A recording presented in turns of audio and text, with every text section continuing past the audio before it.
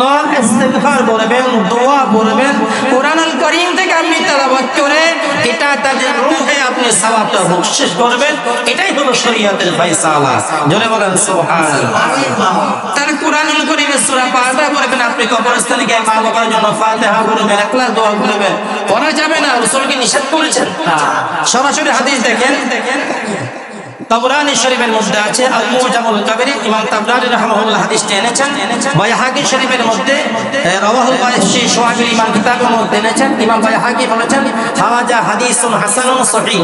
এই হাদিসটা শুনে আন ইবনে উমর রাদিয়াল্লাহু তাআলা আনহুমা قال سمعت النبي صلى الله عليه وسلم يقول যে ইযা মাতা আহাদুকুম ফালা তাহবিসু।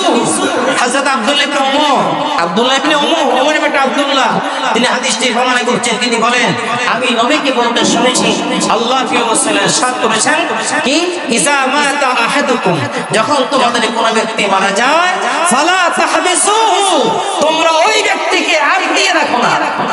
কি করবা?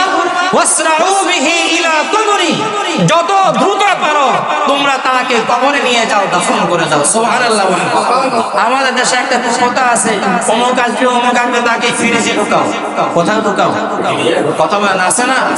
ফ্রিজে ঢুকাও। শরীয়তের ফ্রিজে ঢুকানোর জন্য এই মাসালা কোন হুজুর, কোন মুফতি, কোন মুহাদ্দিস জায়েজ করার কোনো সুযোগ নাই।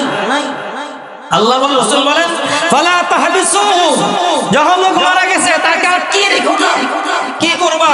ওয়াসরাউ বিহি ইলা কবরিহি, যত দ্রুত গতিতে পারো কাফন সবগুলো সেরে, গোসল কাফন সেরে তাকে কি করে দাও? দাফন করে দাও, কবরে নিয়ে যাও।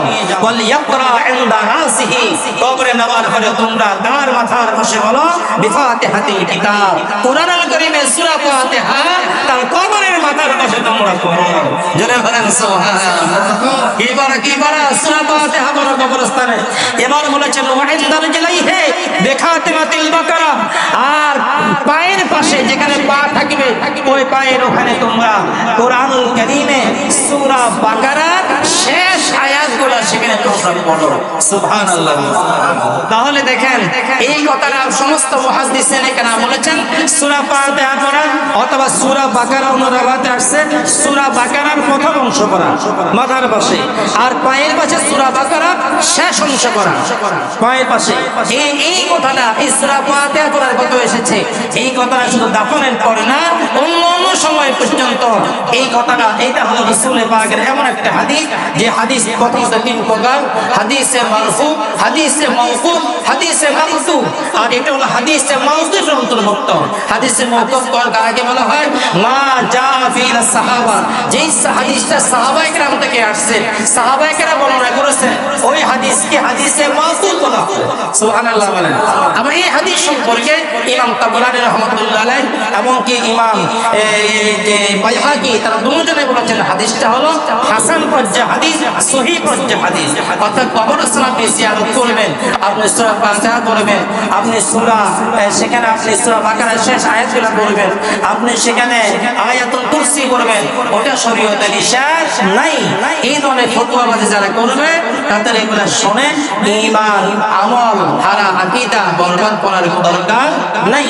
আল্লাহ আমাদেরকে এই বক্তব্য, এই ভাইরাস সাহিত্যের ভুল ফতোয়ার হাত থেকে আমাদের ঈমানকে আল্লাহ হেফাজত করুন। আমাদের আল্লাহুম্মা আমিন। প্রিয় ভাইরা আমার, শুধু এটা নয়, আরো বলেছেন নবী করিম সাল্লাল্লাহু তাআলা আলাইহি ওয়াসাল্লাম তারই কন্যা ফাতিমা রাদিয়াল্লাহু তাআলা আনহা, এই তারা দুইজন প্রতি শুক্রবার যেখানে যে শহাদায়ে, যেখানে উহুদের ময়দানের পাশেই হযরতে আমির হামজা রাদিয়াল্লাহু তাআলা আনহুর মাজার, সাইয়্যিদুশ শুহাদা আমির হামজা, এই আমির হামজা রাদিয়াল্লাহু তাআলা জিয়ারতে আল্লাহর প্রিয় রাসূল হযরতে ফাতিমা প্রতি জুমার দিন যেতেন। সুবহানাল্লাহ। কিভাবে যেতেন? যে মুস্তাদরাক হাকিমের মধ্যে প্রথম নম্বর 326 পৃষ্ঠা হাদিস নম্বর 1406 এই হাদিসের মধ্যে আসছে ওয়া ইন্নাল ফাতিমাতা বিনতান নবী সাল্লাল্লাহু আলাইহি ওয়াসাল্লাম, নবী সাল্লাল্লাহু ফাতিমা আল্লাহর প্রিয় রাসূল কানাত তাসুরু কবর আম্মিহা হামজাতা, রাসূলের পাকের চাচা হামজা, আমির হামজা রাদিয়াল্লাহু তাআলা কবর তারা জিয়ারত করতেন কুল্লা জুমআ, প্রত্যেক জুমার দিন, প্রত্যেক শুক্রবার, প্রত্যেক শুক্রবার সেখানে কি করতেন? ফাতুসাল্লি, আমার নবী সেখানে গিয়ে গিয়ে তার উপরে সালাত করতেন, সালাত মানে তার জন্য দোয়াগুলো করতেন, কোরআনের আয়াত পড়তেন। আল্লাহু আকবার। সুতরাং ওয়াসাবকি ইনদা, এমনকি আমার নবীজি তার কবর ওখানে ও আল্লাহর ওয়াসাবকি ইনদা, ওই কবরের সামনে আমার রাসূল বেশি বেশি কান্না করতেন। কি করতেন? কান্না করতেন। কবরস্থানে গিয়ে হাসবেন না, কবরস্থান হাসাহাসির জায়গা না। কবরস্থানে গিয়ে ফাতিহা ক্লাস করবেন, চোখের পানি সামনে চিন্তা করবেন যে লোকটাকে আমরা জিয়ারত করছি, ওই লোকটা তো কয়েকদিন আগে, কয়েক বছর আগে যে ওরা দুনিয়াতে আমার সাথে একসাথে কাতারে নামাজ আদায় করছে, ঠিক কিনা বলুন? কালকেও তো এই লোকটা আমার সাথে ছিল, একসাথে রাস্তা বানিয়ে গিয়েছে, আজকে সে কবরে শুয়ে আছে। তো আমাকে তো কোনো মুহূর্তে আল্লাহ পাক ডাক দেয়, আমাকে আপনাকেও তো কবরে যেতে হবে। এই জন্য রাসূলুল্লাহ তোমরা কবর জিয়ারত করো। কবর জিয়ারত করলে কি হবে? মৌতের কথা বেশি বেশি স্মরণ হয়। কি হয়? স্মরণ হয়। তাহলে আল্লাহ রাসূলের ফাতিমাতুজ জাহরা রাদিয়াল্লাহু তাআলা আনহা, তারা দুইজনেই প্রতি জুমার দিন আমির হামজা রাদিয়াল্লাহু তাআলা, আল্লাহ রাসূলের চাচা আমির হামজার মাজারটা রাসূল কি করতেন? জিয়ারত করতেন। আর সেখানে গিয়ে কোরআনুল কারীম থেকে পড়তেন, দোয়ার জন্য দোয়া করতেন এবং আল্লাহর দরবারে কান্নাকাটি করতেন। তাহলে আসুন কবরস্থানে গিয়ে আপনি ফাতিহা পড়া, ইখলাস করা, কোরআন থেকে তেলাওয়াত করা শরীয়তে নিষেধ নাই, শরীয়তে নিষেধ নেই, করার জন্য বলেছেন রাসূল কারীম সাল্লাল্লাহু আলাইহি ওয়াসাল্লাম। আল্লাহ আমাদেরকে বুঝার তৌফিক